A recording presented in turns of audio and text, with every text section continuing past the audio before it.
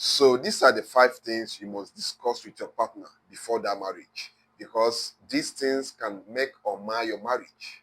The first one is finances and money. It's always important that you discuss these finances, your money, your finances, with your woman or with the man you want to marry. Now, because the truth is, the major cause of most divorces that we see happen every day is money. It's not even infidelity, it's money.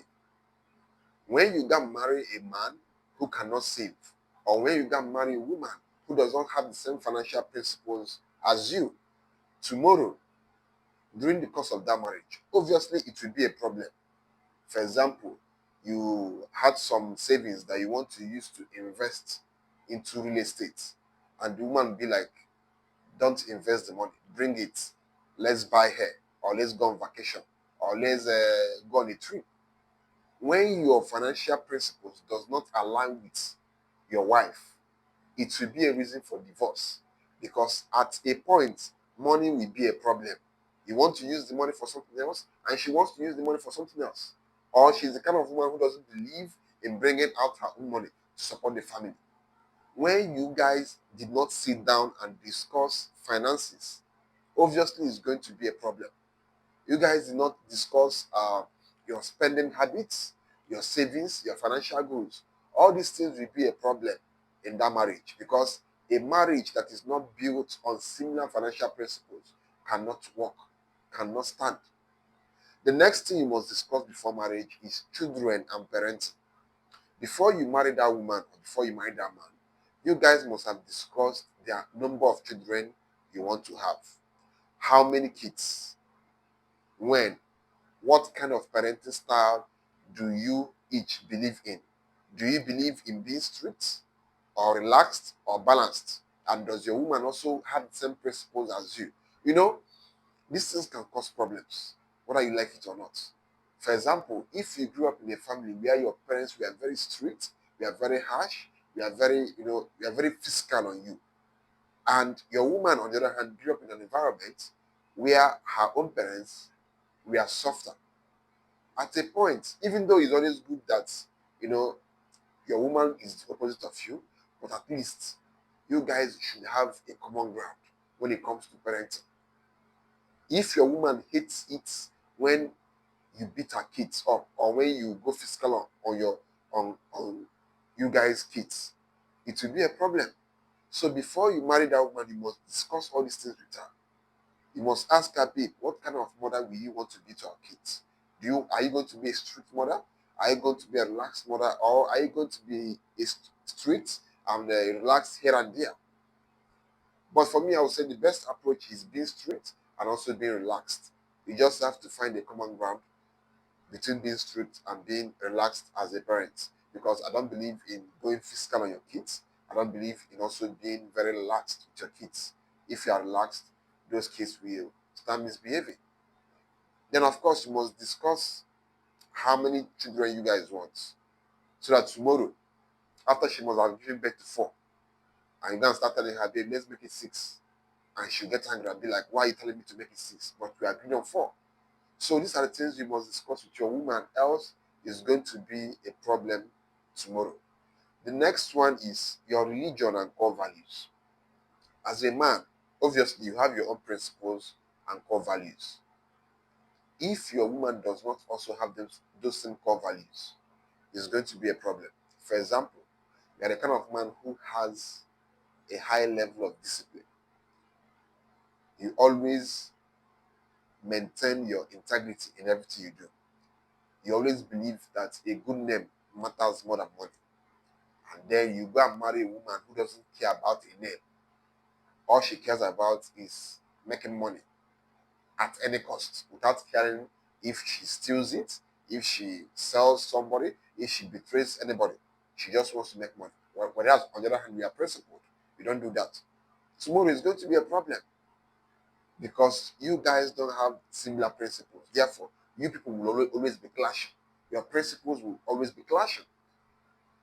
So these are the things you must, discuss before you marry her. And also your religion. There are some women who believe in going to different spiritual fathers. They believe in prophecy. They believe in spiritual attacks. They believe in so many spiritual things. Whereas, on the other hand, you're not the kind of person who believes in all those spiritual things. Now, if you can marry a woman who believes in all those spiritual stuff, it's going to be a problem tomorrow. Because, on the other hand, you don't like being too spiritual. Why the woman you married sees everything as a spiritual attack, sees everything as a sign from God, sees everything as a sign from the enemies, sees everything as a spiritual attack. She's always been spiritual about everything. If you marry this kind of woman, it's going to be a problem. So you must talk about all these things, and you must observe the man you want to marry before you marry him, and you must also observe the woman you want to marry before you marry her, so that two of you will not be at loggerheads tomorrow because of those clashes coming from differences in in, in religious beliefs and core values. Now, the fourth thing you must discuss before you marry your partner is career goals and lifestyle expectation. Where do you both want to see yourself in 5, 10 years? Do you do you plan to relocate outside the country? Does she plan to relocate outside the country? I've seen a case where this relocation of a thing caused problems in a marriage. The woman, after she married her husband, decided to further her studies abroad. And the man was not aware that this woman was planning to go abroad after the marriage to go and study. And the man was like, "You did not tell me. If you told me that you had plans to go overseas for 2 years and study, I wouldn't have rushed into this marriage with you."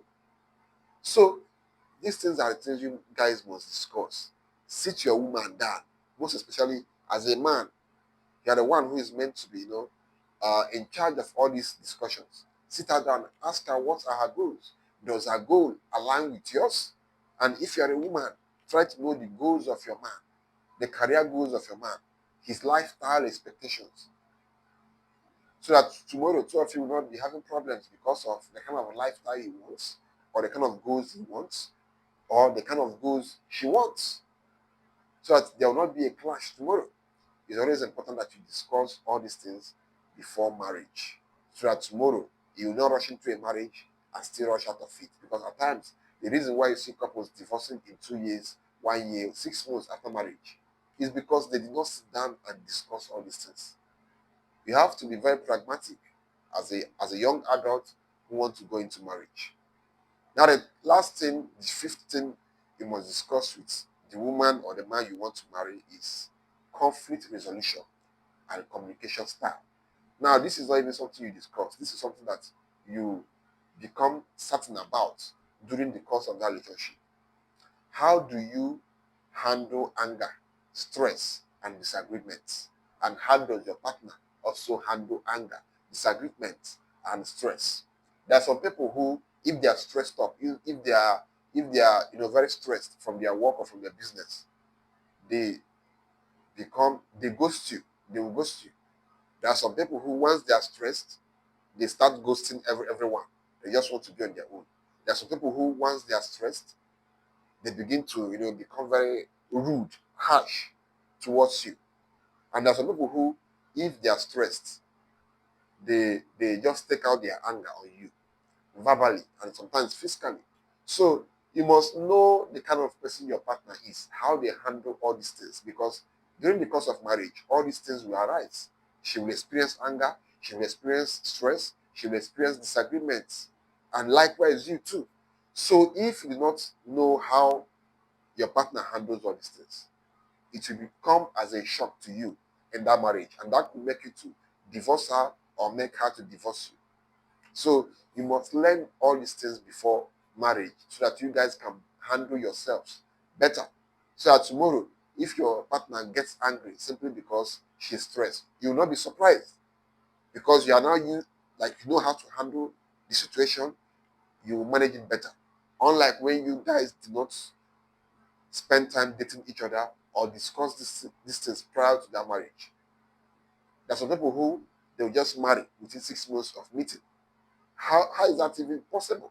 You just met someone in 6 months. You've not known this person long enough. You don't know how this person handles the anger in him, the stress in him, or how he will handle the disagreements that both of you have. And you are rushing to marry him. And the people who usually make this mistake are women, simply because Emeka came back from Japan or from Brazil. You're rushing to marry with him when you've not even known him for up to 6 months, simply because you feel that he has money. And in that marriage, during the course of that marriage, you'll be surprised by the different things you will see him exhibit and display. So you must check all these things before you marry him or before you marry her, for your own good.